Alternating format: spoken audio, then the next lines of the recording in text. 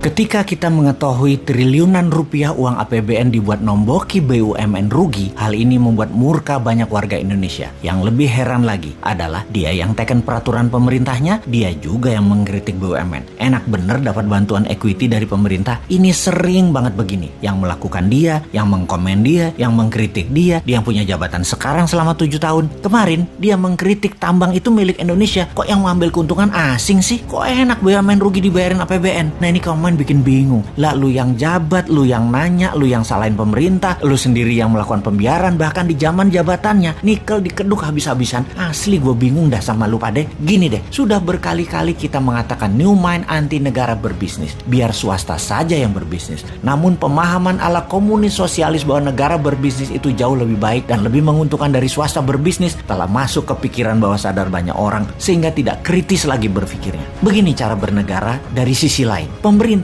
adalah regulator. Ngerti? Regulator, wasit pelaksana aturan dan pembuat aturan yang memudahkan anak bangsa berkarya. Berkarya secara maksimum, mengurangi atau menahan asing berkuasa, mendistribusikan kekayaan kepada rakyat, membuat rakyat sehat, sejahtera dan berpendidikan, serta memberikan peluang yang sama pada setiap anak bangsa. Negara memajaki jasa mereka yang telah negara permudah berusaha tadi sehingga mendapatkan keuntungan yang banyak. Di sisi positif lainnya, pengusaha bisa membuka lapangan pekerjaan. Ingat, lapangan pekerjaan itu yang membuka swasta, bukan pemerintah. Ingat ya, bukan negara yang membuka lapangan kerja, tapi aturan dan kebijakan pemerintah yang bijaklah yang membuat lapangan kerja tadi lebih banyak. Negara jadi kaya bukan karena negara berbisnis, tapi rakyat dibuatkan peluang yang fair, yang sama, sehingga yang pinter, yang rajin, yang hemat, yang santun, yang sukses. Bukan yang jabat, yang korupsi, yang memanfaatkan jabatan, yang kaya. Atau bukan pengusaha yang main dengan pejabatnya yang nambah kaya karena merubah peraturan. Sama, politikus adalah pengawal pemerintah, membuat undang-undang yang melincahkan pemerintah untuk membantu rakyat. Yang terakhir, fungsi kontrol serta administrasi pemerintah saat ini acak kadut. Sudah 7 presiden tidak rapih, lemah dan banyak bolongnya. Ditambah PNS yang one prestasi, yang tidak taat, yang nakal, tidak bisa dipecat. Itu aja urusan pemerintah dan politikusnya. Jangan berbisnis. Bisnis dan usaha itu ranah swasta, ranah rakyat yang tidak memiliki jabatan. Jadi kembali ke BUMN, bahwa jika apple to apple membandingkan bisnis pasar bebas, BUMN sudah keok sejak dulu. BUMN itu dilindungi peraturan dan diberikan banyak kemudahan, tapi tetap nggak jalan dengan bagus. Ya, memang nggak bisa berbisnis, tidak humble si pejabatnya. Rakyat jadi pasarnya BUMN, modalnya dari pajak rakyat. Keuntungannya terbanyak hanya untuk segelintir orang pejabat dan komisarisnya saja. Jadi ketika diumumkan salah satu BUMN rugi 90 triliun dan akan menjual 6 ruas jalan tol, banyak yang tidak peduli juga masyarakat dengan info seperti ini. Juga banyak juga yang tidak mengerti kenapa rugi, padahal masuk tol kita semua bayar. Banyak yang heran. Tetapi kalau swasta, sungguh perusahaan BUMN itu sudah pilot dari dulu-dulu. Tapi kalau BUMN di bail out pakai APBN, pakai pajak rakyat, ya bubar.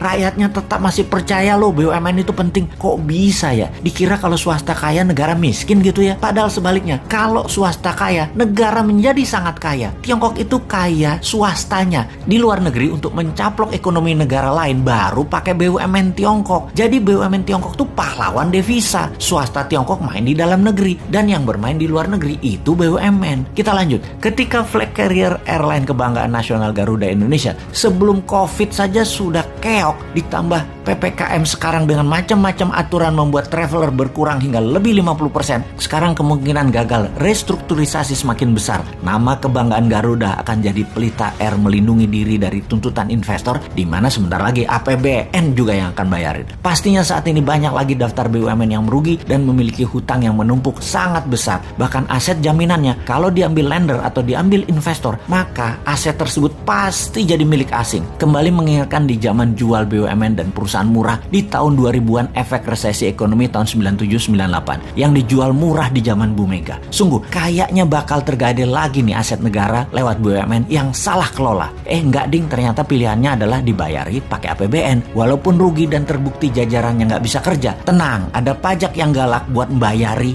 apapun perbuatan orang yang di atas walaupun goblok.